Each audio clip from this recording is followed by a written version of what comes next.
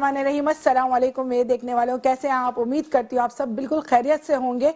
और आज हमसे बिछड़े हुए अमजद साबरी को बहुत अरसा गुजर चुका है, लेकिन कहते ना हम मेहमान नहीं महफिल रौनक थे, मुद्दतों भी याद करोगे कोई आया था। तो बिल्कुल इसी तरीके से वो हमारे दिल में है और हमेशा हमें याद रहेंगे। और कभी भी वो हमारे बीच हो या ना हो, हम हमसे जुदा हो ही नहीं सकते, क्योंकि उनकी आवाज़, उनकी मोहब्बत, उनकी शफकत और उनका अंदाज कभी भी आप नहीं भूल सकते। और जिन्होंने भी उनके साथ बुरा किया, जिन्होंने भी हमसे हमारा इतना प्यारा सितारा छीना, अल्लाह ताला उनको गरक करे ज़मीन में भी और आखिरत में भी। उनका कोई भी, उनको जन्नत का दरवाज़ा तो क्या, जन्नत का जीम भी नसीब ना हो। हमारा आज का प्रोग्राम उनके लिए भी है। ये नात की कबूल अल्लाह ताला फरमाए, उसका इसाले सवाब भी उनके लिए है और बहुत सारी दुआएं उनकी मगफिरत के लिए। अल्लाह ताला उनको जन्नतुल फिरदौस में आला से आला मकाम अता फरमाए।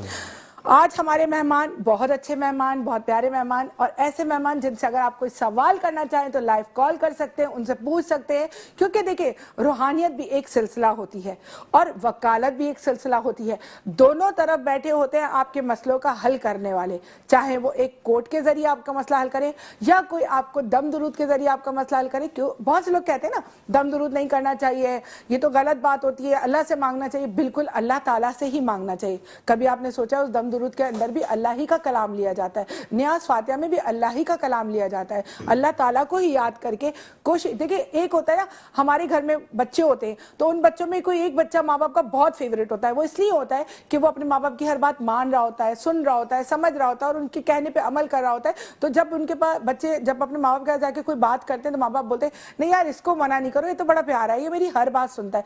इसी तरीके से अल्लाह ताला हम सब से बहुत प्यार करते हैं। ज़ाहिर है 70 माओं से ज्यादा वो हमसे प्यार करते हैं, लेकिन कहीं ना कहीं हम अपने अल्लाह ताला को नाराज करते रहते, फिर भी वो अपनी शफकत से हमें महरूम नहीं करता। तो इसी तरीके से हमारे बीच के कुछ लोग ऐसे होते हैं जो अल्लाह के ज्यादा करीब हो जाते हैं। उसकी वजह ये होती है कि वो अल्लाह को राजी करने में लगे होते हैं, दुनिया को छोड़ के वो अल्लाह की तरफ ज्यादा होते हैं। हम तो होता है ना, एक दफा कोई बंदा नाराज ना हो जाए तो उसके साथ हम मशगूल हो जाते हैं, एक वक्त की नमाज छोड़ देते हैं, लोगों में मशगूल हो जाते हैं, गॉसिप्स में लग जाते हैं, बुराइयों में लग जाते हैं, हंसी में लग जाते हैं, मजाक में लग जाते हैं, तमस्खर बन जाते हैं हम लोगों के लिए।